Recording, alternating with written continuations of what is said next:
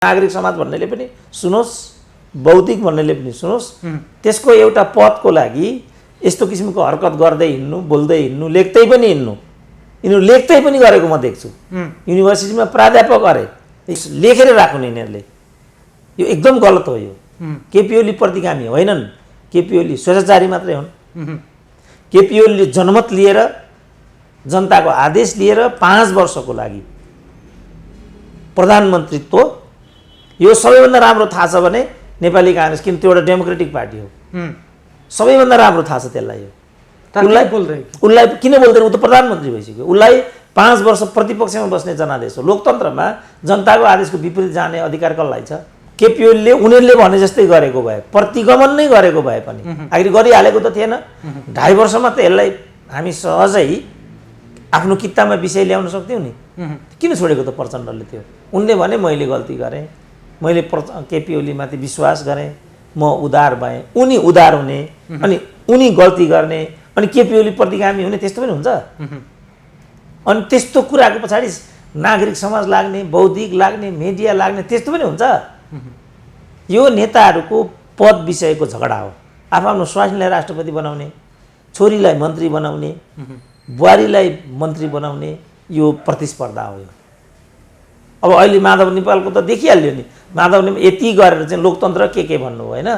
बागमतीको प्रदेश प्रमुख फेर्नुभयो, कसलाई लगेर राख्नुभयो त? प्रदेश प्रमुख यिनीहरूले आला काँटा दुधे बालकहरू, आफ्ना घरमा काम गर्ने चाहिँ उठबस गर्नेहरू राख्नाले न प्रदेश प्रमुखको आज केही पनि हैसियत रहेन। यति हलुङ्गो पद सरकारै पछि आउँछ, चेन्ज गरिरहेछ, सरकारै पछि आउँछ, त्यो यति वेटी हुनु पर्थ्यो? त्यो त एकदम प्रधानमन्त्री, किनभने लोकल राष्ट्रपति हो नि त्यो पद त। राष्ट्रपतिकै जस्तो राष्ट्रपतिलाई ठ्याक्कै प्रतिनिधित्व गर्छ त्यसले त। अब राष्ट्रपति उनीहरूले लगेर, अब नेता स्वास्नी हुँदै राष्ट्रपति बनाउन पाइन्छ? लगेर बनाइदिए। अब उनको त्यो राष्ट्रपति पोस्ट डिजर्भ गर्ने क्यापेसिटी नै हुँदैन, अनि उनले कहाँ भूमिका खेल्न सक्छन् त? अब त्यो ठाउँमा मानिलु माधव कुमार नेपालकै नाम आएको थियो, माधव कुमार नेपाललाई लगेर राखिदिएको भए, झलनाथ खनाललाई लगेर राखिदिएको भए, मोहन वैद्य जस्तो मान्छेलाई लगेर राखिदिएको भए, त्यो पदको कत्रो ओज हुन्थ्यो। हाम्रो अमृत त्यसबाट पो गणतन्त्र सुदृढ हुन्थ्यो त। यिनीहरू त आफ्नो स्वास्नी छ भने आफ्नो स्वास्नी, स्वास्नी छैन भने छोरी, छोरी छैन भने बुहारी, अनि यो कोही छैन भने आफ्नो घरको काम गर्ने पिए भनेको त आफ्नो घरको कारिन्दा न भयो। ल माधव नेपालले बागमतीमा आफ्नो पिएलाई लगेर राखिदिए। अब पिएलाई लगेर राखिदिए, अब यसो गर भाइ भनेर यिनले यहाँबाट भनिदिन्छन्। यिनले जे भने, किनभने ऊ त हिजोदेखि माधव नेपालले हराएको, त्यो त विवेक सुन्ने एउटा हो नि त। अनि यो चाहिँ अग्रगमन हो त मैले भनेको। ठिक छ, ती लगेर माधव, अब गल्ती केपी ओलीले आफ्नै पर्साई चाहिने, सङ्ग्रौला चाहिने, खरेल चाहिने, साकिया चाहिने, योभन्दा प्रतिनिधित्व त केपी ओलीले एउटा पनि नियुक्त गरेका छैन। यो दुष्प्रवृत्ति थियो नि। अब यसलाई रोक्ने हो भने माधव नेपाल पहिलो मौका पाए नि माधव नेपालले। त पहिलो मौका पाए भनेपछि एउटा वरिय व्यक्ति, पार्टीभित्रको वरिष्ठतम व्यक्तिलाई लगेर प्रदेश प्रमुख बनाइदिनु पर्दैन? ल है, तपाईँ केपीले सम्पूर्ण बिगारेको छ, यो दुष्प्रवृत्तिलाई रोक्नको लागि तपाईँलाई ठुलो दायित्व दिएर त्यहाँ पठाइदिएछ भनिदिनु पर्नेमा त आफ्नो पिए लगेर त्यहाँ राखिदिए। किन यो पिएलाई नै राजदूत बनाउन केपीले अस्वीकार गरेको हुनाले झगडा सुरु भएको भन्ने छ। व्यवहारले यो कुरा देखायो। अनि यो चाहिँ अग्रगमन प्रतिगमन मध्यपन्थ पनि लगाइदिनु हो तपाईँले त। अझ यस्तो हुन्छ मध्यपन्थी? उहाँहरूले भन्नुको थियो त्यही एउटा पार्टीभित्रको एउटा केपी ओली समूहलाई दक्षिणपन्थी भन्नुभयो उहाँहरूले।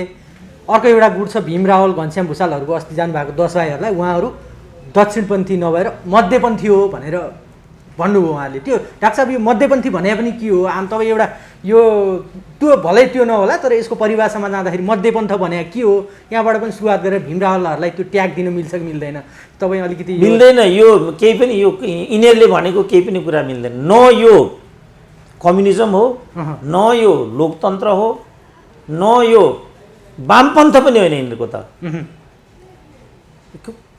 यस्तो हुन्छ, लोकतन्त्र मान्ने हो भने त लोकतन्त्रमा सर्वशक्ति सोभरेन भनेको त जनता हुन्छ नि। जनताले के दिएको छ त मेन्डेट? जनताले 5 वर्ष वामपन्थीलाई सत्तामा भनेर दिएको छ, नेपाली काङ्ग्रेसलाई प्रमुख प्रतिपक्ष भनेर दिएको छ, अरू जम्मैलाई प्रतिपक्षमा भनिरहेछ। अनि यहाँ त उनीहरूले सत्तामा छन् त कसरी लोकतन्त्र भयो? अब ल ठिक छ गडबड भयो इत्यादि भयो भने त यो कुरा त जनताले सोध्नु पर्यो नि त। लोकतन्त्रमा त जनता सोभरेन हो नि त। मध्यावधिमा जानु पर्थ्यो। मध्यावधिमा जानु कुनै उपाय छैन। अब प्रधानमन्त्रीले गल्ती गरे, प्रधानमन्त्रीले गल्ती गरे भने प्रधानमन्त्रीलाई दण्डित गर्ने कसले त? हामीले मैले आफ्नै दल फुटाएर दलको सूर्य चिन्ह भनेको त दलको सम्पत्ति हो नि। माधव कुमार नेपाल भनेको दलको सम्पत्ति हो नि, निजी हो। अब जहाँसम्म केपी ओली चाहिँ निजी हो त भन्ने प्रश्न आयो। अब के गर्ने त? जनताले त्यहाँ पुर्याइदियो। अनि त्यतिले नपुगेर पार्टीभित्रको जुन निर्वाचन हुन्छ महाधिवेशन त्यसले पनि उहाँलाई नै जिताइदियो। संसदीय दलले पनि उहाँलाई नै अगाडि बढायो। हामी के गर्ने त? अब उहाँहरूले चाहिँ अब ल ठिक छ, अब केपी ओलीले ल यो गरे, सारा कुरा गरे, तपाईँहरू यसलाई कसरी हेर्नु? जनतामा जाने हो। जस्तो गिरिजाले मध्यावधि गरे, जनतामा गए, जनताले नो भनिदियो। अब यहाँ अब यिनीहरूले अदालतलाई चाहिँ प्रयोग गरे। अदालत पनि फेरि शक्ति सन्तुलनको दृष्टिकोणले एउटा निर्णायक ठाउँ हो। निर्णायक ठाउँ हो त उसले परमादेश कसरी जारी गरेको त? उसले त के गर्नु पर्थ्यो भनेदेखि यो राष्ट्रपतिले चाहिँ सङ्ख्या पुग्दै पनि पञ्चायत जस्तो देखिन्छ, त्यसलाई परीक्षण गरिकन संसदमा यस त्यसलाई परीक्षण गर्न जे हो अनि प्रधानमन्त्रीको प्रक्रिया पुरा गर्नु भनेर पो आदेश दिनुपर्छ र 24 घण्टाभित्र प्रधानमन्त्री नियुक्त गर भन्ने को त? त्यो अदालत भन्ने चाहिँ फेरि। अनि यसले भोलि के नजिर छोड्छ त? यो त आजको कुरा होइन नि, यो त जुगान्तर। यो संविधान रहेसम्म अब कुरा यही हो नि त। पहिलोचोटिको नजिर हाम्रो यस्तो रह्यो। यस अब त यस्ता त चटपट यो जुन परमादेश त्यसपछि अध्यादेश। अब यो अध्यादेश कस्तो अवस्थामा जारी गर्ने भन्ने कुरा भद्दा भयो कि भएन? अहिले आएर दुरुपयोग भयो नि, व्यापक दुरुपयोग। अब यो ठिक दुरुपयोग शब्द। अब महाअभियोग पनि यिनीहरू आफूलाई चित्त नबुझ्ने बित्तिकै एउटा पदाधिकारीमाथि चित्त बुझेन, महाअभियोग भनिहाल्छन्। अनि सबै पदाधिकारीहरू चाहिँ जस्तो अब माधव नेपालले आफ्नो पिएलाई नियुक्त गरे होइन, त्यस्तोलाई मात्रै नियुक्ति गर्छन् यहाँ। अब संवैधानिक निकायमा उनीहरूले त्यस्तै मान्छेहरू होइन, कर्मचारी भन्दा अरूलाई संवैधानिक लाँदैन। किनभने कर्मचारी मात्रै लाचार हुन्छ, नेताको इसारामा काम गर्न बाटो। हिजोसम्म ओलीको पक्षमा निर्णय गर्थ्यो त्यो निर्वाचन आयोग, अब धमाधम शेरबहादुरहरूको पक्षमा नियुक्ति गर्छ त्यसले। अदालतले पनि त्यही गर्छ, अख्तियारले पनि त्यही गर्छ। अनि यो लोकतन्त्र हो त? मेरो विचारमा यो चाहिँ प्रतिगमन, सुनेन कान ठोडेर यिनीहरूले, यो प्रतिगमन हो। यसले लोकतन्त्रलाई सुनिश्चित र सुदृढ परिष्कृत समेत पनि गराउँदैन। यही हो नि सत्य त। डाक्टर साहब अघि यसो चर्चा गरेको त्यो मध्यपन्थ भने चाहिँ ठ्याक्कै आम अडियन्सले पनि बुझ्ने गरेर कस्तो हुन्छ ठेट मध्यपन्थ र अहिले उहाँहरूले भनेको मध्यपन्थ के हो भनेर छुटाउनु पनि सजिलो होला। ठ्याक्क पोलिटिकल फोर्स तीनटा हुन्छ कि पोलिटिकल फोर्सलाई तीन तरिकाले चित्रित गरिन्छ। एउटा राइटिस्ट, एउटा लेफ्टिस्ट, एउटा सेन्ट्रिस्ट। लेफ्ट भनेको चिजलाई वाम तरिकाले सोच्ने, राइट भनेको चिजलाई दक्षिणपन्थी तरिकाले सोच्ने, परम्परागत तरिकाले सोच्ने, मध्यपन्थी भनेको यो दुईटा विचारको बीचमा रहने प्रवृत्ति हो। वाम पनि भएन, राइट पनि, लेफ्ट पनि भएन, राइट पनि भएन। सोझो हिसाबले हेर्दा त भीम रावलहरूलाई दिएको त्यो ट्याग त ठिकै रहेछ नि। त्यसो भए अस्तिसम्म यता माधव कुमार नेपालसँग लाएर केपी ओलीले गरेका चिज चाहिँ प्रतिगमनै हो, केपी ओलीलाई एकदमै हाम्रो गणतन्त्र सिधाउनै लाग्नु भएको हो, उहाँको नेतृत्वमा अब बस्न सकिँदैन भनेर हिँड्दै हुनुहुन्थ्यो। आज ती मैले भनेको जस्तो न एमाले प्रतिगमन भनेर सच्याइरहेको अवस्था छ, न केपी ओलीले मैले गलत गरेँ भनेको अवस्था छ, न उहाँहरूले हामी चाहिँ हिजो गलत रहेछौँ नभनिकन आज जुन किसिमको एकता, जुन किसिमको सहमति भयो भनेर भन्दै हुन्छ। त्यो हिसाबले त सरासर माथिबाट हेर्दाखेरि त भीम रावलहरूलाई दिएको त्यो मध्यपन्थीको ट्याग त ठिकै देखिन्छ। तर किन उहाँहरूले प्रश्नै भनेको छ नि त, हामीहरू केपी ओलीको स्वेच्छाचारिता र निरङ्कुशताको विरुद्धको हकमा माधव कुमार नेपालसँग थियौँ, तर पार्टी विभाजनको हकमा माधव कुमार नेपालसँग छैनौँ। कहाँ मध्यपन्थ छ? प्रश्नै भनेको छ नि। ल तपाईँ होइन, तपाईँ यत्रो पढे लेखेको मान्छे, युवा उमेरको, तपाईँको मनमा एउटा पक्ष पनि होला, मेरो मनमा एउटा पक्ष छैन र मेरो मनमा पनि एउटा पक्ष छ। तर पब्लिक एउटा खपतको लागि हामीले चाहिँ एउटा आदर्शमा उभिएर कुरा गर्नुपर्ने हुन्छ होइन। अब यो के तर्कको आधारमा माधव निकालले पार्टी फुटाइकन यही पार्टीमा रहँदै ऊ पार्टीको सेवा गर्नुभएको छ नि त उहाँले, कि छैन भन्नु त? एमाले हुँदाहुँदै सूर्य चिन्हबाट निर्वाचित भएर आएर उहाँले बगावत गरिकन रुख चिन्हमा मत हाल्नुभएको छ कि छैन त हाउसमा? यसको के तर्क छ ल मलाई भन्नु? उहाँहरूसँग भएको तर्क त यो लोकतन्त्र र संसद जोगाउनलाई भन्ने उहाँहरूको तर्क छ, त्यति छ। लोकतन्त्र र संसद यसो गर्दा चाहिँ लोकतन्त्र र संसद जोगिन्छ त? संसद त अब जोगियो, अब पुरा कार्यकाल चल्नेछ त्यो संसद। अब त्यसो भने जे गरेर पनि संसद जो, त्यसो भने हिजो यो राप्रपाले गर्थ्यो, मधेसवादी दलहरूले गर्थे नि त, होइन? अब त्यो र योमा के फरक छ त त्यसो भने? त्यस कारणले यो लोकतन्त्र संसद जोगाउने प्रतिगमन भन्ने जुन उहाँहरूले एउटा शब्दजाल ल्याउनु भयो नि, यो वास्तवमा मध्यपन्थ चाहिँ यो हो, वास्तवमा मध्यपन्थ यो हो। मध्यपन्थी माधव कुमार नेपालहरू नै यो मध्यपन्थी होइन, उहाँहरूले भनेको आधारलाई चाहिँ प्राविधिक रूपमा परिभाषित गर्ने हो भने यो वास्तवमा मध्यपन्थ हो। किनभने हुनलाई समष्टिमा यो अवसरवाद हो, अवसरवाद, यो समष्टिमा यो अवसरवाद हो। बाँकी चाहिँ उहाँहरूले आफ्नो अनुकूल यो एउटा शब्दजाल मात्रै प्रयोग गर्नुभएको हो, वास्तवमा यो अवसरवाद हो, होइन? मैले व्याख्या गरिराखेको कुरा चाहिँ के हो भन्दाखेरि यो प्रणाली नै यस्तो छ, यो प्रणालीको मालिक भनेको चाहिँ जनता हो।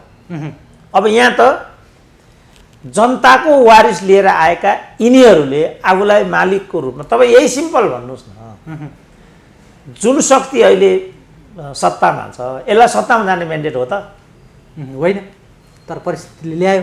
होइन, परिस्थितिले यही नै कसरी परिस्थितिले पनि त्यही कुरा ल्याउँछ। यो त उहाँहरूले सत्ता भोगबाट उत्पन्न भएको उहाँहरूको कुण्ठा हो नि त। हामीले इमान्दार हुनु पर्यो। किन भोलि यो घटना फेरि दोहोरिन सक्छ, अनि यो घटना दोहोरिँदा फेरि परिस्थिति ल्यायो भन्न पुग्छौँ हामी। यो परिस्थिति ल्याएको होइन, यो परिस्थिति उहाँहरूले निर्माण गर्नुभएको। प्रचण्डले नै भन्नुभयो कि 2.5 वर्षको कुरा मैले छोडेर गल्ती गरेँ। त्यसो भने तपाईँ त्यसलाई पनि परिस्थितिले भन्नुहोला, वा तपाईँलाई प्रचण्डको माया लाग्छ यति कुरा लुकाउनु होला, यो त बेइमान भएन भने? किनभने प्रजातन्त्र भनेपछि जनताभन्दा ठुलो यसमा कोही पनि हुँदैन।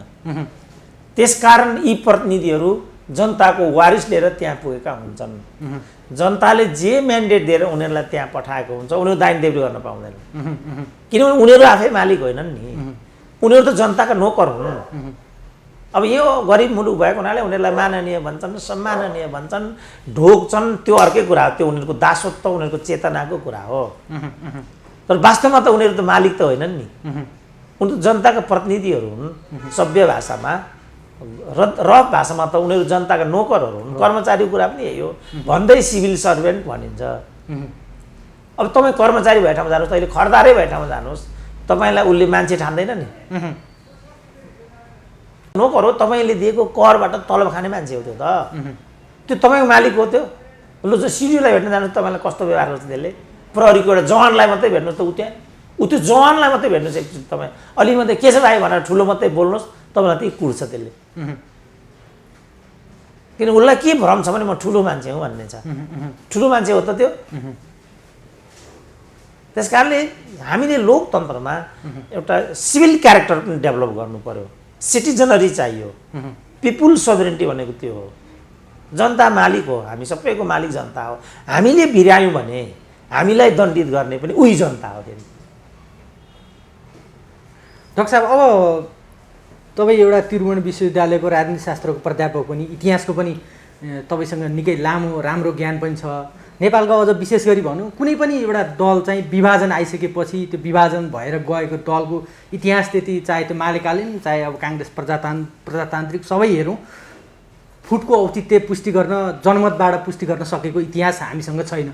अब आज नेकपा एमाले, अघि तपाईँले पनि स्वीकार्नुभयो, स्वयं केपी शर्मा ओलीले पनि स्वीकार्नुभयो, पार्टी त फुटिसक्यो।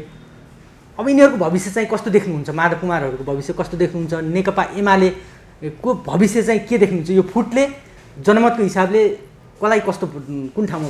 अब पहिलो त यसलाई जनताले कसरी हेरेका छन्, उही मालिक हो होइन, युवाहरूले कसरी हेरेका छन्। किन युवाहरूको पनि यसमा, अबको राजनीतिमा युवाहरूको पनि हस्य होला कि जस्तो पनि छ। अब उनीहरूले कसरी हेरेका छन् त? वास्तवमा केपी ओली चाहिँ दण्डनीय पात्र हुन् र जसो गरेर भए पनि केपी ओलीलाई दण्डित गर्नु जरुरी थियो। त्यसकारण यो हाम्रो नेतृत्वले गरेको ठिक छ भन्ने लाग्यो भनेदेखि माधव कुमार नेपालको अग्रता हुन्छ। होइन भने माधव नेपाल मटिया मेट हुन्छन्, वामदेवको नियति, शेरबहादुरको नियति हुन्छ। अब यसमा जनतालाई कस्तो लागिराखेको छ, पहिलो कुरा चाहिँ यो भयो।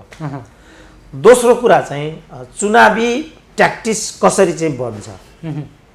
जस्तो एउटा बृहत मोर्चा बनाउँदै, जस्तो तपाईँले लोकतन्त्र के भन्नुभएको छ होइन, अब त्यही अनुसारको चाहिँ एउटा बृहत चुनावी मोर्चा बनाएर अनि उम्मेदवारहरूको एउटा छनौट, पार्टीको निर्णय, जनताको एउटा सोचाइ इत्यादिलाई मध्यनजर गर्दै उपयुक्त ठाउँमा उपयुक्त उम्मेदवारहरू दिने त्यो मोर्चाले नीति बनायो भने दोस्रो असर यसको पर्छ।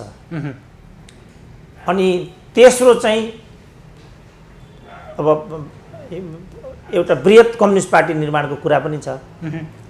बृहत कम्युनिस्ट पार्टी निर्माण भयो भनेदेखि तेस्रो यस विकल्पले दिने नतिजा यसमा भयो। यी तीनटा सिनेरियोहरू यता छन्। त्यस्तो बेलामा अहिलेको गठबन्धन अनि मोहन वैद्य यिनीहरूको एउटा मोर्चा बन्ने भयो। त्यस्तो अवस्थामा एउटा सिनेरियो आउँछ। यता यो आयो भने फेरि उता जस्तो विप्लव, सीके राउत, ठाकुर, रापरपा, एमाले तिनीहरूको एउटा मोर्चा बन्छ। अब अहिले मैले भने जस्ता मोर्चाहरू बने भने अनि यो मोर्चालाई चाहिँ यी मोर्चाहरूलाई भनौँ न, अब यहाँ दुईवटा मोर्चा भए, यी मोर्चालाई चाहिँ जनताले कसरी हेर्छन् त? अब जनताले चाहिँ होइन यो अब यो रापरपा मिल्यो, सीके राउत मिल्यो, महन्त ठाकुर मिल्यो, यो चाहिँ वास्तवमा दक्षिणपन्थी नै रहेछ, हिन्दूवादी कुरा पनि गर्छ। अब दक्षिणपन्थ भनेको त धर्मसँग पनि जोडियो, भाषासँग पनि जोडियो। त्यसकारण यिनीहरू दक्षिणपन्थी नै रहेछन्, यिनीहरूलाई छोडौँ, वामपन्थी वाम लोकतान्त्रिक गठबन्धनपट्टि जाउँ भन्ने जनताको मनसाय भयो भने अनि यो प्रतिपक्षमा आउँछ, यो सरकारमा पुग्छ, विजयी बन्छ, यस्तो हुन्छ। होइन अब हामीलाई हिन्दू राज्य चाहियो भन्दैछन्, हामीलाई राष्ट्रियता चाहियो भन्दैछन्।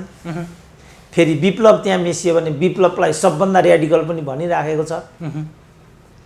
त्यस्तो भयो भने फेरि केपी ओलीको विजय हुन्छ त्यहाँ। त्यसकारण मैले के भने केपी ओलीमाथि जो कल्पित आरोप लगाएर लखेट्ने काम भयो त्यो जनमतको अवज्ञा हो। त्यो जनतालाई अपमान गरेको दृष्टान्त हो यो।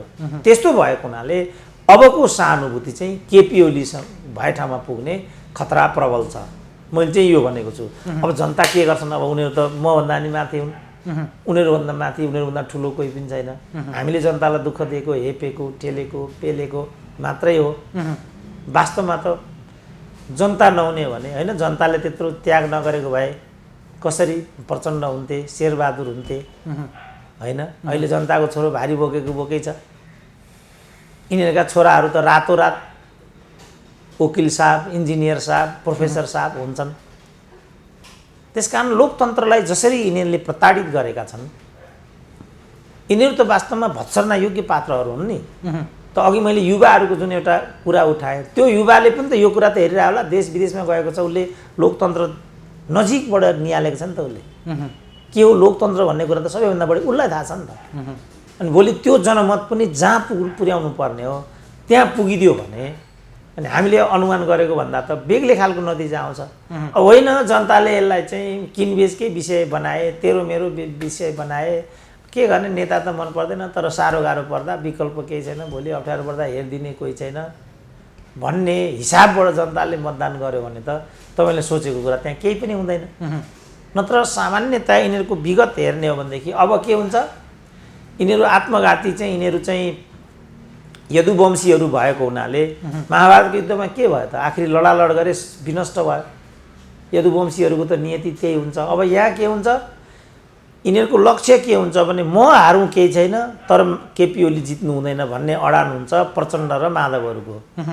केपी ओलीको के हुन्छ, म हारौँ जित्नु केही मतलब छैन तर माधव नेपालले चाहिँ जित्नु हुँदैन, यो लाइन जान्छ। 54 सालमा फाइदा हजुर नेपाली काङ्ग्रेसले लिइहाल्छ यसको फाइदा चाहिँ यस स्वतः फाइदा त नेपाली काङ्ग्रेसलाई हुन्छ त्यस्तो बेलामा जस्तो विगत तपाईँले हेर्नु भने 56 सालको निर्वाचनमा 54 सालमा वामदेवले एमाले फुटाएको हुनाले संस्थापन पक्षको एमालेको नीति के भयो भने एमाले जिस्कियोस् मतलब छैन तर वामदेव एक सिट पनि आउनु हुँदैन जिरो भयो वामदेव अब हुँदाहुँदै अब त वामदेव जोगी नै भइहाले तपाईँ मध्यपन्थी भन्नुहुन्छ साँच्चै मध्यपन्थी त वामदेव हुन् नि अहिले वामदेवको के भूमिका ल मलाई भन्नु त तर उनी भन्दैछन् सबभन्दा रेडिकल मै हुँ त्यस कारण यो शब्दजाल मात्रै हो यो वामपन्थ फलानु पन्थ भन्ने कुरा यहाँ केही पनि आकर्षित हुँदैन यो अवसरवाद हो त्यति मात्रै आकर्षित हुन्छ यहाँ यी सबै अवसरवादीहरू हुन् र पदका लागि यो सबै गर्छन् यिनीहरू आफ्नो स्वास्नीलाई राष्ट्रपति बनाउने खेलकुदको अध्यक्ष बनाउने माननीय बनाउने यिनका स्वास्नीलाई हामीले माननीय भनेर किन ढोग्नुपर्ने तपाईँहरू जो कार्यकर्ता हुँ भन्नुहुन्छ दास हो यिनीहरूको चन्द्र शमशेरले दास प्रथा उन्मूलन गरे तपाईँहरू दासत्वको चक्करमा हुनुहुन्छ भनेदेखि चन्द्र शमशेर चाहिँ अग्रगामी कि तपाईँहरू चाहिँ अग्रगामी भनेको अहिलेका युवाहरूलाई क्या मैले सबै यिनका जन सबैका स्वास्नी ढोकिदिनु पर्ने माननीय सबै कोही सम्माननीय हेर त सम्माननीय अरे त्यहाँ अब ऊ एउटा पिएलाई लगेर प्रदेश प्रमुख बनाइदियो त्यहाँ पनि माननीयलाई सलो टान्नु पर्यो जवानले यो लोकतन्त्र हो त भने मैले जनताको आवाज उठाइदिएको जनता यो भन्न चाहन्छ भन्न सक्दैन बिचरा हो डाक्टर साहब उसको तर्फबाट बोलिदिएको मात्रै हो मैले डाक्टर साहब अब त्यो माधव कुमारहरूकै अलिकति उसको कुरा गरौँ घरिघरि अब पार्टी फुट्ने बेला निकै पहिलादेखि सुनिरहेको थियौँ वाम के अरे माधव कुमार नेपालहरूले पनि हिजो पनि भन्नुभयो हामी एउटा बृहत वाम एउटा उसलाई आन्दोलनलाई चाहिँ एकीकृत गर्न चाहन्छौँ कम्युनिस्ट आन्दोलनलाई एकीकृत गर्न चाहन्छौँ वाम शक्तिहरूलाई हामी एउटा ल्याएर एउटा मजबुत पार्टी बनाउँछौँ भनेर जुन अनुसार भन्नुभयो विचार सिद्धान्त केही नभइकन एउटा टाइमको कसैलाई देखाउनकै लागि कसैलाई तह लगाउनैको लागि ठेगान लगाउनको लागि यो वाम शक्तिहरू ध्रुवीकरणको कुराहरू मात्रै आइरहेको हो कि हो डाक्टर साहब यो सम्भव छ अहिले अब एउटा वाम एकीकरण हुने सम्भावना छ एमाले बाहेकको त्यसलाई मान्न सक्दैन एकीकरण होला तर त्यो अवसरवादी एकीकरण त्यो कसैलाई तह लगाउनकै लागि त्यो त उनले भनिसके त माधव नेपालले भनिसके तपाईँलाई प्रधानमन्त्री हुँदासम्मको यो फुर्ती हो त्यो पदबाट झारेपछि तपाईँको हालत के हुन्छ हेर्नु होला भनेको छ उहाँले त्यो सोसियल मिडियामा तपाईँले पनि हेर्नुभयो होला होइन हिजो एउटा उहाँको वक्तव्यमा के भन्नुभएको छैन सम्पूर्ण रूपमा केपी ओलीलाई उखेलले हाम्रो निर्णय भयो त्यसको जिम्मेवारी मैले लिएँ भनेको छ त्यही पार्टीमा छन् त्यो पार्टी ठिक नेतृत्वको केही पनि भनौँ त्यसो उहाँ त्यसको आफै दृष्टान्त हो नि त उनीहरू नै भनिरहेछन् 14 वर्षसम्म चाहिँ माधव कुमार नेपालले केपी ओलीलाई त काठमाडौँ उपत्यका बाहिरको एउटा कार्यक्रममा जान समेत पनि छुट थिएन भनेर कैयौँ मोहन चन्द्र अधिकारी त्यसै माग्ने भएका हुन् त उनकै पालामा त त्यो कुरा भइराखेको छ द्रोणाचार्यका श्रीमतीहरूले जीवराज आश्रितको श्रीमतीहरूले चाहिँ दसैँ खर्च मागेको त मैले आफ्नो आँखाले देखाएको छु अब अहिले जीवराज आश्रितको मामाकी आईको हालत हेरौँ त विद्या भण्डारीको हालत हेरौँ त अनि विद्या भण्डारीले त्यहाँ पुर्याएको यिनीहरूले नै होइन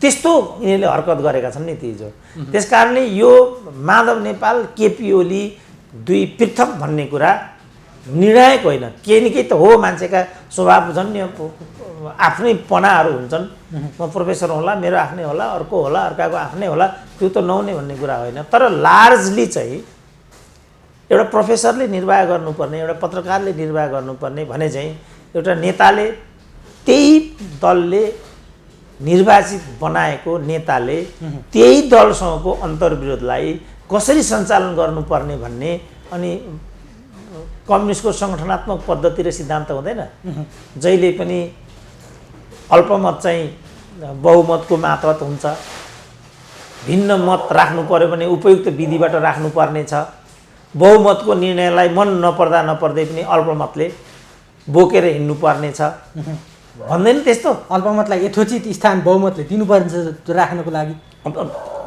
उपयुक्त महाधिवेशनमा उसले त्यो आफ्नो विचार राख्नु पाउँछ उसले तर विचार राखेर त्यो पारित भइसकेपछि त्यो पार्टीको त्यसलाई स्थगनमा राख्नु पर्यो अनि फेरि उपयुक्त चाहिँ पार्टीले चाहिँ महाधिवेशन बेला अरू बेला चाहिँ फुक्का गरिदिन्छ अनि त्यस्तो बेलामा चाहिँ ती विचारहरूलाई चाहिँ यो त माधव कुमारले नेपालले सिकाएको हो नि त अनि अहिले चाहिँ उहाँले अहिले खेलेको भूमिका चाहिँ के त एउटै कुरा के भने केपी ओलीले प्रतिगमन गर्न आँटे यति कुरा हो र मध्यावधिमा पटक पटक गैर संवैधानिक पो भन्नुपर्छ, किन प्रतिगमन भनिरहनु पर्यो? यो गैर संवैधानिक हो। पार्टीलाई नसोधिकन किन तपाईँले मध्यावधिमा जानुभयो? कसलाई सोधेर चाहिँ यो गर्नुभयो? तपाईँलाई किन चाहिँ कारबाही? यो पो हो त गर्ने त। स्पष्टीकरण सोध्ने, जबरजस्ती गर्छ, मैले गरेँ भने गरेँ, तैँले भनेर हुन्छ भन्ला, पार्टीबाट निकालिदिने।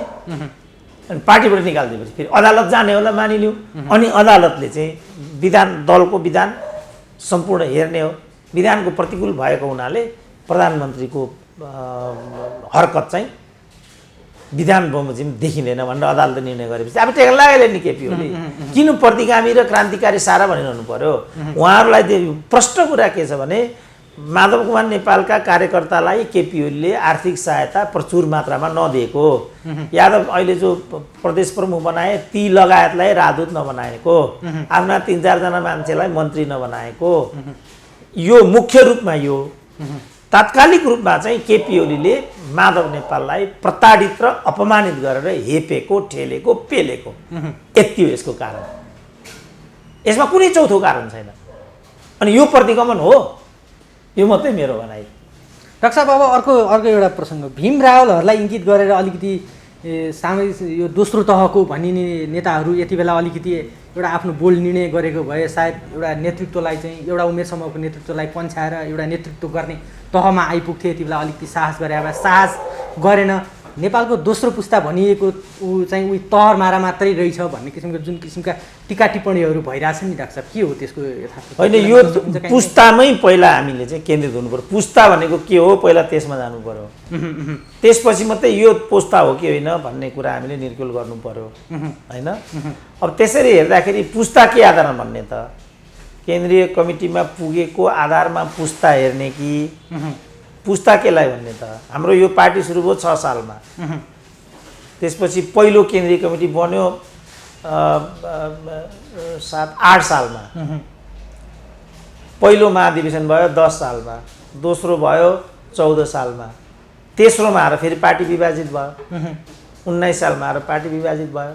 त्यसपछि विभिन्न समूहहरू आए, झापालीहरूको एउटा पुस्ता बन्यो, मसाल मोहन विक्रमको अर्को पुस्ता बन्यो, 52 सालमा आएर प्रचण्डहरूको फेरि अर्को पुस्ता बन्यो। ती जम्मै छासमिस भएर उनीहरूले चाहिँ यो आन्दोलन हाँकिरहेका छन्। अब अहिले यहाँ भीम रावलहरूलाई, योगेश भट्टराईहरूलाई, रामकुमारी झाँक्रीहरूलाई पनि पुस्ता भनेको सुन्छु, देख्छु म, होइन? अब उनीहरूको पुस्ता कुन पुस्ता हो यो कुरै बुझिनँ क्या मैले। अब उनीहरू त जनवर्गीय सङ्गठनबाट डेभलप भएका हुन्, पार्टीमा त पार्टीको फुल टाइमरको मात्रै हिसाब हुन्छ, मैले बुझेको चाहिँ यो हो। त्यो आधारमा पुस्तान्तरण हुनु एउटा कुरा हुन्छ। यहाँ चाहिँ हचुवामा पुस्ता भन्दै मोहनचन्द्रदेखि भनौँ न अब भीम रावल, घनश्याम भुसाल, यिनीहरूलाई एउटा पुस्ता भन्न खोजे जस्तो म देख्छु, होइन? अब मैले देख्दाखेरि भीम रावलहरू, घनश्याम भुसालहरू जनवर्गीय सङ्गठनको राजनीतिबाट डेभलप भएको प्रवृत्ति हो। अब यो पुस्ताको बारेमा जे बहस म भइराखेको देख्छु, म त्यसमा नै अन्योलो भ्रम देख्छु। यो त के भयो भनेदेखि जो यस्ता खालका युवाहरूलाई, जस्तो सुभाष नेम्बाङको कुरा पनि यही हो। सुभाष नेम्बाङ हामीसँगै ल क्याम्पसमा लेक्चरर हुन् नि त। अब उहाँहरूले, अब भीम रावलको कुरा पनि त्यही हो, हामीसँगै सिनासमा, मैले नै लगेको भीम रावललाई सिनासमा। उहाँहरू त प्रोफेसनल एउटा बाटोबाट विद्यार्थी युवा अवस्थामा विद्यार्थी नेतृत्व गरेर आउनुभयो। अब त्यही अवधिमा केपी ओलीहरू, मोहनचन्द्र अधिकारीहरू कठोर कारावासमा हुनुहुन्थ्यो। केन्द्रीय नेतृत्वमा आएको हिसाबले हेर्ने हो, जस्तो माले स्थापना हुँदाखेरि 32 सालको कोअर्डिनेसन केन्द्र भने पनि 35 सालको नेकपा माले भने पनि त्यो दुइटै कमिटीमा केपी ओलीहरू छैनन्। त्यहाँ त माधव कुमार, माधव, सिपी मैनाली, मुकुन्द, गोविन्द नेउपाने, अमृत बोराहरू, अनि एकजना यादव भन्ने छन्, इन्डियन पनि हुन्थ्यो त्यति बेला, एकजना यादव भन्ने इन्डियाका छन्, अनि मणिपाल राई भन्ने एकजना लगायतको 8 जनाले कोअर्डिनेसन केन्द्र बनायो हैन। अनि त्यसपछि त्यही कोअर्डिनेसन केन्द्रको तत्त्वावधानमा 35 सालमा नेकपा मालेको चाहिँ प्रथम सम्मेलन सम्पन्न भयो। त्यसको महासचिव सिपी हुनुभयो। अनि त्यसमा चाहिँ रत्नकुमार वान्तवा इत्यादि थिए। त्यति बेला झलनाथहरू पनि जेलमा थिए। अनि 35-36 37 उहाँहरू पनि बाहिर आउनुभयो। त्यसपछि मात्रै त्यो कमिटीमा वामदेव गौतम र झलनाथ इन्क्लुड हुनुभयो। त्यो बिचमा रत्नलाल अभागी भन्ने पनि हुनुहुन्थ्यो दाङको, उहाँ दिवंगत हुनुभयो र त्यो ठाउँमा चाहिँ वामदेव गौतमलाई ल्याइयो। अब यसमा कुन पुस्ता के, अब वामदेव भन्नुहुन्छ मेरो पार्टीको सदस्यता 22 सालको हो, त्यो हिसाबले यो सबैभन्दा सिनियर हुनुभयो उहाँ। अब झापाको नेतृत्व गरेको हिसाबले केपी ओली पनि झापाको नेतृत्व हो, त्यही कारणले बन्दी बनाइनु भयो इत्यादि भयो। यो सबलाई त अब हचुवामा भनियो भने त भरे कुनै नेतामाथि अन्याय होला केही होला। त्यसकारण पहिला यो पुस्ताको प्रश्नलाई चाहिँ निरूपण गर्नु पर्यो। जस्तो नेपाल कम्युनिस्ट पार्टीभित्रको समस्या के छ भने संस्थापकहरू कतिजना हुन्, स्थापना दिवस कहिले हो त्यसमै डिबेट छ। धेरै डिबेट कतिपय त त्यही कारणले फुटिरहेको, यस कतिपय त्यही कारणले फुटिराखेका छन्। अब यस्ता छन् यिनीहरू, त्यसमध्येको एउटा यो पुस्ता। त्यसकारण अहिले मैले के भनिरहेको छु भने यो पुस्ताको प्रश्न होइन, सोचाइको प्रश्न हो। त्यसकारण पुस्तान्तरणको प्रश्न होइन, सोचान्तरणको प्रश्न हुनुपर्छ। जसले, किनभने कम्युनिस्ट आन्दोलन त रेडिकल चेन्जको आन्दोलन हो, जसले रेडिकल चेन्जको कुरा तपाईँ एकीकृत समाजवादी दल दर्ता पनि गर्नुभयो माधव कुमार नेपाल समूहले। आखिर तपाईँले पहिल्यैबाट भन्दै नै आउनुभएको थियो त्यो हुन्छ भनेर होइन। अब अहिले चाहिँ त्यो भए सँगसँगै अब नेपालको कम्युनिस्ट आन्दोलनमा पार्टी फुट भइसकेपछि को दक्षिणपन्थी, मध्यपन्थी, उग्रवामपन्थी जस्ता विभिन्न किसिमका राजनीतिका लेपनहरू दिने प्रचलन निकै पहिल्यैदेखि आइरहेको हो। अहिले पनि अब माधव कुमार नेपालहरूले केपी शर्मा ओलीलाई दक्षिणपन्थी अथवा त्यही समूहमा जानुभएकोहरूलाई मध्यपन्थी भनेर जुन किसिमको राजनीतिक आवरण दिइराख्नु भएको छ, यो फुट जसरी नेपाल कम्युनिस्ट पार्टीभित्र फुट भनौँ अथवा एउटा समूह चोइटिएर गएको भनौँ, यसलाई चाहिँ तपाईँले कसरी लिइराख्नु भएको डाक्टर साहब?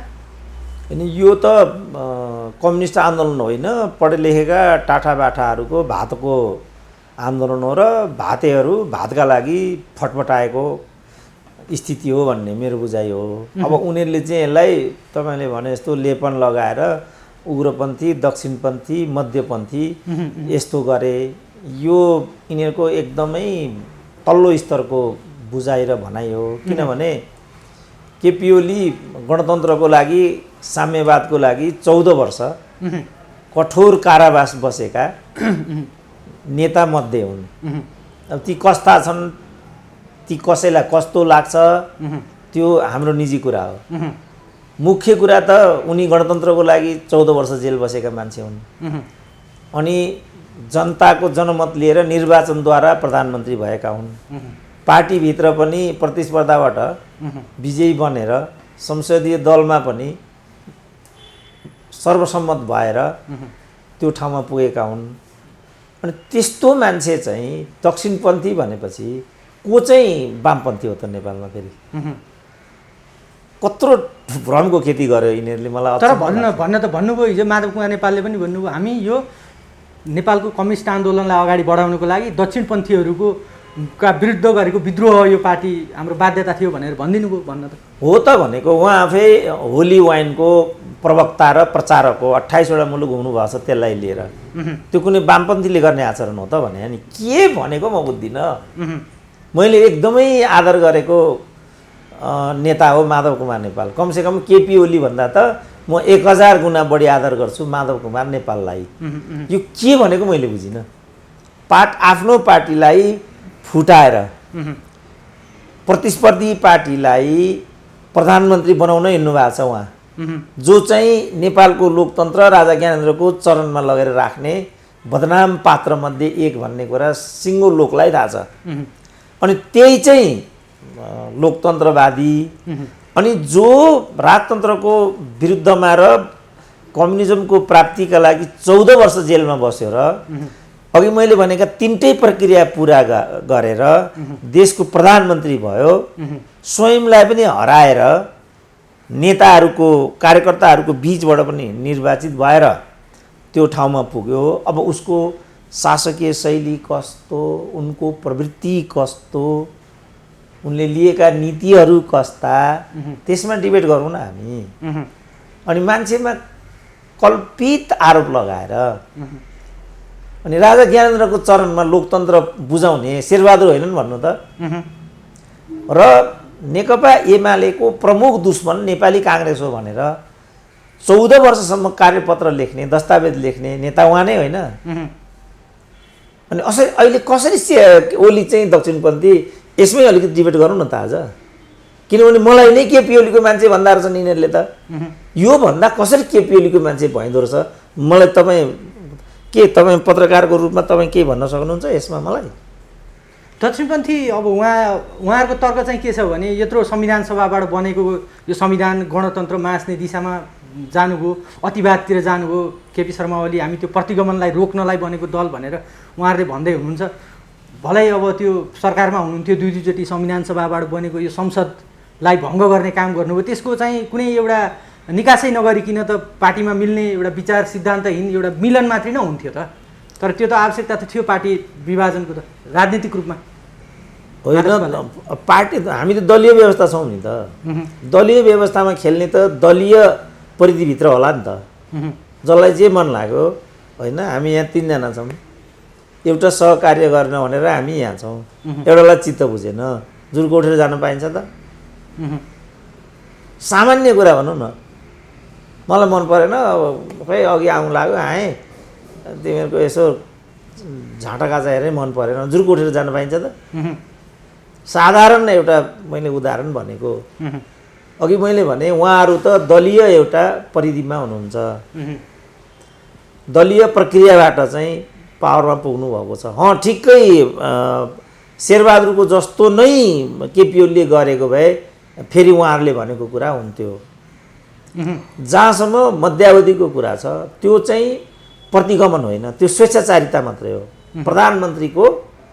प्रधानमन्त्रीले स्वविवेकको नाममा स्वेच्छाचारी अधिकार दुरुपयोग गरेको, त्यति मात्रै हो। तर अब अहिले उहाँहरूले चाहिँ एमालेलाई लक्ष्य गरेर अध्यादेश ल्याउनु भयो। ल मलाई भन्नुहोस् त त्यसको औचित्य के हो? त्यसको औचित्य संसद जोगाउनु छ, संसदलाई दीर्घकाल लानलाई यो अध्यादेश ल्याउनै पर्ने थियो लोकतन्त्रको लागि भन्ने सत्तारूढ गठबन्धनका प्रमुख नेताले भनिसक्नु भएको छ। सरकारको प्रवक्ताले भन्नुभएको छ संसदको दिगो, संसदलाई बचाइराख्नुको लागि त्यो एकदम आवश्यकता थियो, ल्याउनै पर्ने थियो भन्ने तर्क छ उहाँहरूको। त्यसो भने संसदलाई बचाइराख्न दलमै तोडफोड ल्याउनु पर्ने, अर्काको दल भाँडेर सूर्यबाट निर्वाचित भएर आएर रुखमा पनि हाल्नु चाहिँ संविधानलाई बचाउनु हो तपाईँको विचारमा? तपाईँ पनि यत्रो पढे लेखेको मान्छे हुनुहुन्छ, तपाईँहरू किन यस्तो कुरा गर्दै हुनुहुन्छ म बुझ्दिनँ। माधव कुमारहरूको एउटा राजनीतिक स्पेस त चाहिन्थ्यो नि त। त्यो त सरकारलाई निकै लामो समयदेखि साथ दिइ पनि आइरहेको थियो। यो अभियानमा त संसदलाई बचाएर लैजानेको प्रमुख त एउटा भूमिका माधव कुमारको। उहाँहरूलाई एउटा दलविहीन दलमै केपी शर्मा ओलीले स्पेसै दिनुभएको थिएन, त्यसको त बाध्यता छँदै थियो नि गठबन्धनलाई। स्पेस दिनुभएको थिएन त उहाँ पार्टीमा हार्नु भएको होइन। पराजित मान्छेलाई के स्पेस दिनुपर्ने त? त्यसो भने केपी ओलीले 14 वर्षसम्म माधव नेपाललाई कसरी बोकेर हिँड्नु भयो त? त्यसो भने यो एकातिर लाग्ने कुरा हो। एकातिर लाग्ने कुराबाट केही पनि निष्कर्ष आउँदैन। हामीले चाहिँ समभावमा उभिएर गुण र दोषको आधारमा नेता र परिपाटीको मूल्याङ्कन गर्नुपर्छ। अब अहिले जस्तो भनौँ अध्यादेशको विरुद्धमा उहाँहरू आउनुभयो, आफै अध्यादेश जारी गर्नुभयो। अध्यादेश पनि कस्तो भन्दा जति % माधव नेपाललाई चाहिन्छ त्यति % 40 झारेर 20 मा ल्याउनु भयो। अब भोलि कसैलाई 19 चाहिएला अनि फेरि 19 मा झार्ने, त्यसको प्रयोजन सकिएपछि फेरि यसलाई निष्क्रिय बनाइहाल्ने। फेरि अब यो काम सिद्धियो, अब निष्क्रिय बनाउने अरे। अनि यो चाहिँ क्रान्ति नै हो त? त्यसो भने यो लोकतन्त्रै हो त? संविधानको रक्षा नै हो त यो? कि यो संविधानलाई कोतर्ने कुरा हो यो? त्यसकारण यिनीहरू कोही पनि लोकतन्त्र, कम्युनिस्ट, प्रजातन्त्र यस्तो होइन। यिनीहरू पदको लागि राजनीतिक व्यवसाय गर्ने राजनीतिक व्यावसायिक मानिसहरू हुन्। यी मध्ये एक ठाउँमा हामी उभियौँ भने मैले देख्दा भोलि फर्केर हेर्ने ठाउँ बाँकी रहँदैन। किन भोलि त मान्छेले हामीलाई पनि हेर्छ, हाम्रा रिमार्कहरू पनि पल्टाएर हेरिन्छ होइन। अब त्यहीँ भने नि त केपी ओलीले तपाईँले मलाई प्रतिगमन भन्नुभयो, तपाईँलाई प्रतिगमन भन्ने चाहिँ थाहा रहेनछ शेरबहादुरजी। जो तपाईँले 61 सालमा गरेर राजा ज्ञानेन्द्रको पाउमा लोकतन्त्र बुझाउनु भएको थियो त्यो चाहिँ प्रतिगमन थियो भन्नुभयो। एउटा लोकतान्त्रिक नेताले यत्रो आरोप कसरी सहने भन्नु त? किनभने त्यो शेरबहादुरले त गरेछ हरकत। त्यसकारण हामीले चिजलाई जस्तो हो त्यस्तो रूपमा व्याख्या गर्नुपर्छ, घटाएर पनि होइन बढाएर पनि होइन। हाम्रो यहाँ के भयो भने आफूलाई मन परेपछि चाहिँ जे पनि लोकतन्त्र भयो, आफूलाई मन नपरेपछि चाहिँ केही पनि लोकतन्त्र भएन। यो त गलत व्याख्या हो नि। जस्तो म भन्छु नि, राजा महाराजाले कल कारखाना बाटाघाटा उद्योग धन्दा खोले, हामीले ती सबै बन्द गर्यौँ। तपाईँ एउटा 28-29 वर्षको नौजवान पढे लेखेको के बुद्धिले तपाईँ योलाई अग्रगमन भन्नुहुन्छ? ल मलाई भनिदिनु त। तपाईँको आँखा अगाडि ट्रली बस बन्द भयो, तपाईँको अगाडि बाँसबारी छाला जुत्ता बन्द भयो, तपाईँको आँगनको भ्रिकुटी कागज कारखाना बन्द भयो, कृषि औजार कारखाना बन्द भयो, नेसनल ट्रेडिङ बन्द भयो, साझा यातायात बन्द भयो। अनि यो कसरी लोकतन्त्र मलाई भनिदिनु त? त्यसो भए यो अहिले एमालेमा आएको यसलाई फुट भनौँ अथवा एउटा समूह चाहिँ चोइटिएर गएको भन्ने, यसलाई चाहिँ ठ्याक्कै एक शब्दमा छोटोमा भन्नुपर्दा यो के हो? त्यसो भए फुटै हो कि एउटा राजनीतिक दृष्टिकोणले यिनीहरू विभाजन भयो कि अथवा प्राविधिक कारणले पद प्रतिष्ठा सबै जोगेर यो गरे कि के हो? ठ्याक्कै छोटो होइन। अहिले आएर त पार्टी विभाजन भयो। केपी ओलीले नै भन्नुभयो विभाजन मैले रोक्न सकिनँ, मलाई यसमा दुःख लाग्यो। अहिले आएर पार्टी विभाजित भयो, यो ठ्याक्कै यही नै कुरा हो। तर यो किन विभाजित भयो, यसमा के प्रपञ्चहरू भए, यसले कस्तो किसिमको परिणाम ल्याउला भन्ने न हाम्रो विषयवस्तु हो। के ल्याउन सक्छ यो विभाजनले? अब देशको एउटा वामपन्थी एउटा मुख्य धार पनि हो नेकपा एमाले अहिलेसम्मको हेर्दाखेरि होइन, कम्युनिस्ट आन्दोलनको पनि उहाँहरूको दावा अनुसार नेपालको त्यो क्षेत्रमा चाहिँ के असर गर्न सक्छ यो विभाजनले? होइन, असर त अब अस्थिरता यहाँभित्र पस्यो नि त। अब भोलि आज 20% 40लाई 20मा झारियो होइन त। अब भोलि कसैले 10मा झार्यो भने यो जुन गठबन्धन भएकोले यो किन 10मा झारेको भन्न नपाउने भयो।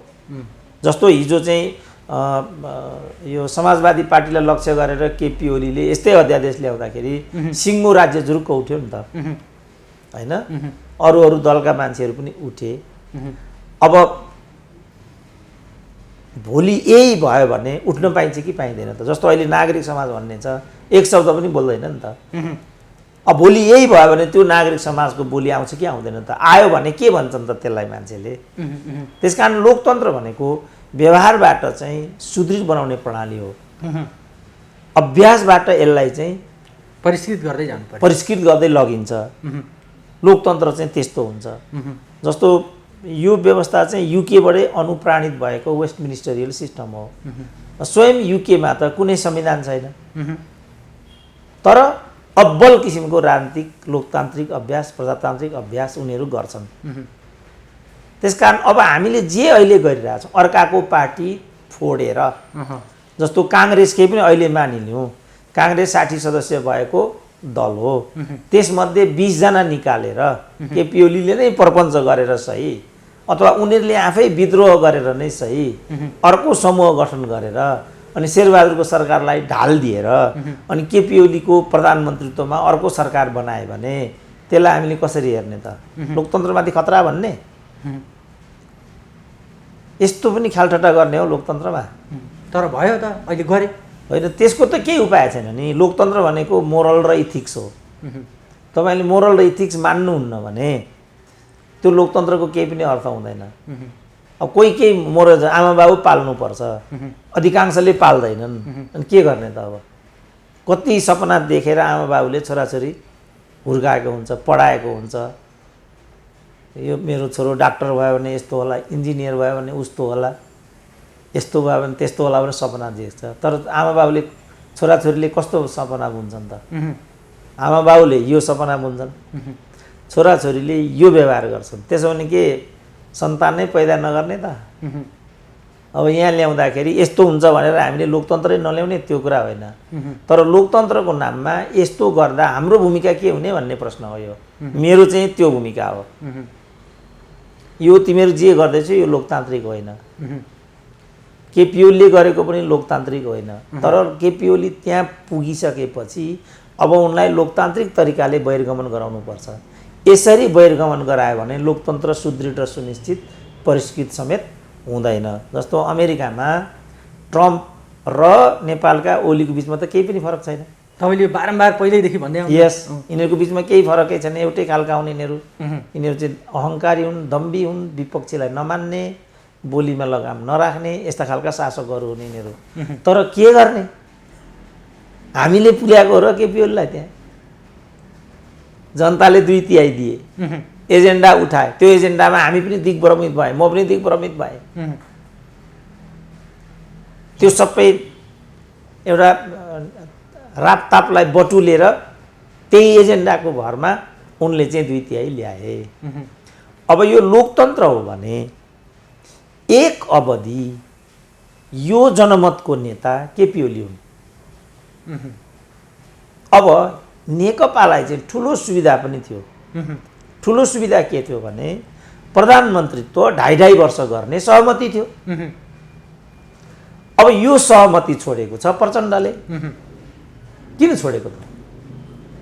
त्यही दिन 2.5 वर्षको सहमति हो, तपाईँ सहमति अनुसार अगाडि जानुहुन्न भने मैले आफ्नो बाटो लागेँ भनिदिएको भए हामी जम्मै प्रचण्डको पछाडि लागिकन जय जयकार गरिकन त्यहाँ चाहिँ नागरिक समाज, अदालत, बौद्धिक सबै मान्छे, शेरबहादुरहरू खतरा खुत्रु संलग्न भइदिएको भएदेखि त्यो भ्यालिड हुन्थ्यो।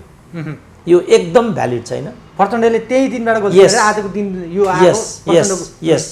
अब तपाईँ त्यसमा मसँग डिबेट गर्न चाहनुहुन्छ भने डिबेट गरौँ, तर यो मात्रै, यो यसमा 2 भन्दा 3 कुराहरू वास्तवमा प्रजातन्त्रको विरुद्ध हुने। यो नागरिक समाज भन्नेले पनि सुनोस्, बौद्धिक भन्नेले पनि सुनोस्, त्यसको एउटा पदको लागि यस्तो किसिमको हरकत गर्दै हिँड्नु, बोल्दै हिँड्नु, लेख्दै पनि हिँड्नु, यिनीहरू लेख्दै पनि गरेको म देख्छु। युनिभर्सिटीमा प्राध्यापक अरे यस्तो कुरालाई जस्टिफाई गर्दै हिँडेको पनि म देख्छु। यसले ठिक सन्देश र इतिहास बनाउँदैन। यो लेखेर राख्नु यिनीहरूले, यो एकदम गलत हो। यो केपी ओली प्रतिगामी होइनन्, केपी ओली स्वेच्छाचारी मात्रै हुन्। केपी ओलीले जनमत लिएर, जनताको आदेश लिएर 5 वर्षको लागि प्रधानमन्त्रीत्व, यो सबैभन्दा राम्रो थाहा छ भने नेपाली काङ्ग्रेस, किन त्यो एउटा डेमोक्रेटिक पार्टी हो, सबैभन्दा राम्रो थाहा छ त्यसलाई। उसलाई किन बोल्दैन? ऊ त प्रधानमन्त्री भइसक्यो। उसलाई 5 वर्ष प्रतिपक्षमा बस्ने जनादेश हो। लोकतन्त्रमा जनताको आदेशको विपरीत जाने अधिकार कसलाई छ? गयो कुनै शासक भने पनि यो ठिक कि गलत भनेर परीक्षण गर्ने त जनतै हो नि। टिको लाएर अदालतले प्रधानमन्त्री बनाइदिने हो, अदालतले प्रधानमन्त्री बनाइदिने र राजाले प्रधानमन्त्री बनाइदिएमा के फरक छ? त्यसकारण सही प्रतिगमन चाहिँ यो हो। मैले यो आजको लागि बोलेको होइन, मैले यो भोलिको लागि बोलेको। आजको लागि बोलेर यिनीहरूलाई खुसी पारेर इत्यादि गरेर एउटा पद लिन सुगम छ भन्ने कुरा मलाई थाहा छैन र मलाई राम्रोसँग थाहा छ। तर म आजको लागि बोल्दै बोल्दैन, म भोलिको लागि बोल्छु। त्यसकारण ठिक छ, मैले भने